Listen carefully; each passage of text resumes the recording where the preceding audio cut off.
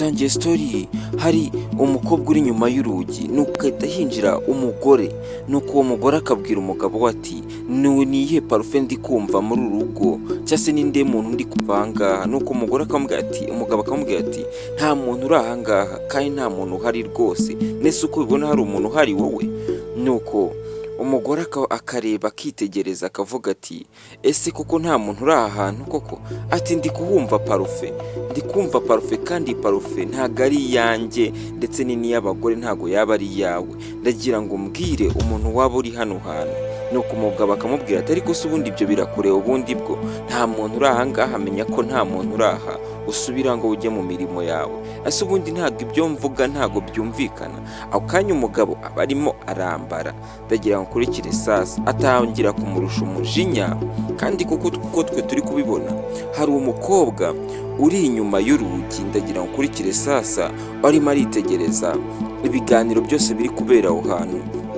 Nuko ako kanya umugabo akabwira umugore we ati ndagira ngo nkubwire ukuri cyangwa se nkubwize ukuri, nta muntu uri aha ngaha kandi niyo yaba ahari ntabwo ibyo byaba bikureba, gira vuba vuba, hari umuntu ureba aha ngaha, sohoka gira vuba.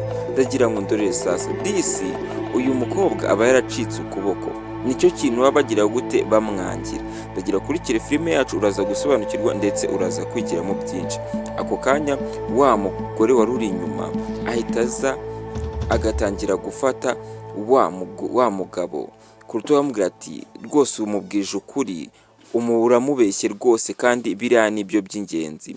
Nuko umugabo akavuga ati erega uriya nta mugore umurimo cyane ko yacitse n'ukuboko afite inenge. Ndagira ngo ndorere sasa, wowe utarakora subscribe kora subscribe dukomeze tubane. Nuko wa mugabo ahita avuga ati reka njye nigire ku kazi ubwo turaza gusubira. Ako kanya agafunga aho ngaho akigendera. Disi bahita batugura kuri wa mugore baba bamwita Keria, aba ari kurira ameze nabi. Nuko ako kanya akahita haza undi mugabo w'umucamanza ndetse uba uri inshuti n'uyu mukobwa ngo ni Keria cyangwa se uyu mugore. Uwo mugabo akamubwira ati ese watanze divorce ukava muri uru rugo, kubona bagufata nabi, ubayeho nk'umucakara kandi ntabwo ari ibintu rwose bikubereye, urabizi turi inshuti kuva na kera. Nuko iyo nshuti bayita Fernande ikomeza kumubwira ati rwose ntabwo nakwemera kukubona ubayeho muri ubu buzima gutya.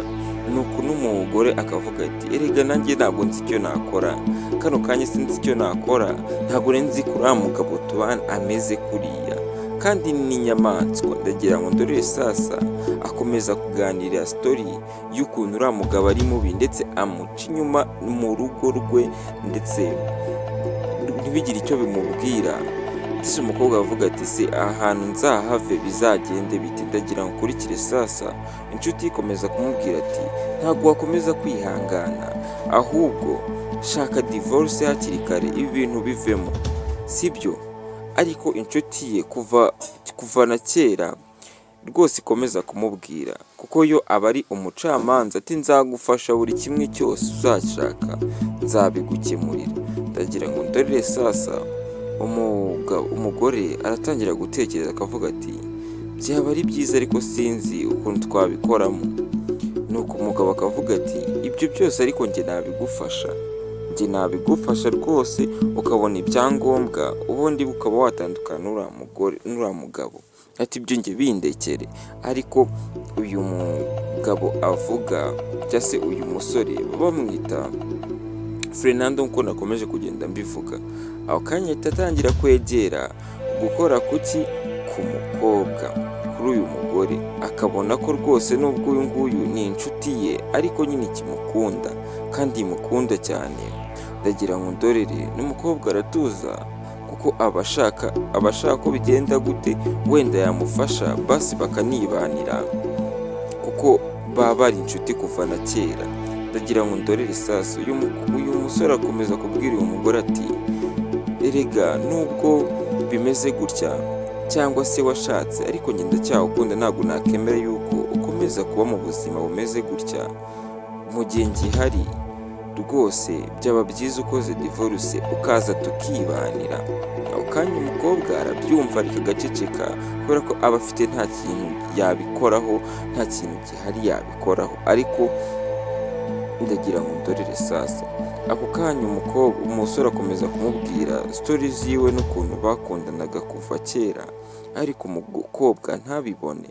Nuko umukobwa akavuga ati ariko kiriya gihe wari ukiri umwana. Ako kanya wa mugabo abagwa gitumo. Ndagira ngo ndorere sasa, ahita atangira kuba cyangwa ariko ubundi muri mu biki aha ngaha. Umugore atangira kurya indimi akavuga ati uyu ni inshuti yanjye ya kera yari yansuye. Nuko umugabo akabibona akavuga ati ndi kubibona rwose. Nuko agatangira gutera ubwoba uyu mugabo akavuga ati wowe waje gukora iki aha ngaha?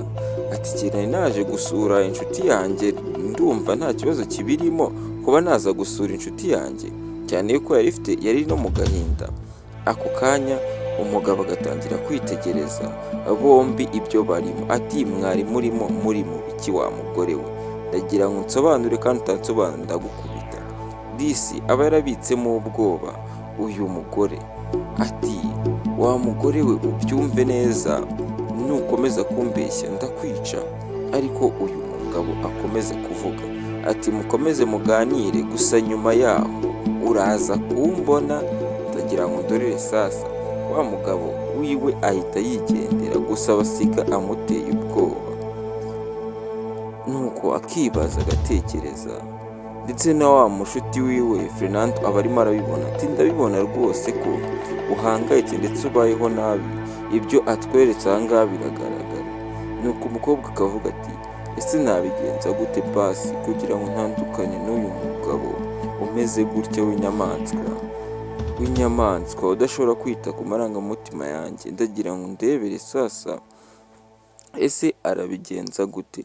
Umusore akomeza gutekereza ndetse avuga ati nshobora kubona uburyo bw'ukuntu wava muri ibi bintu ubundi ukaza tukibanira.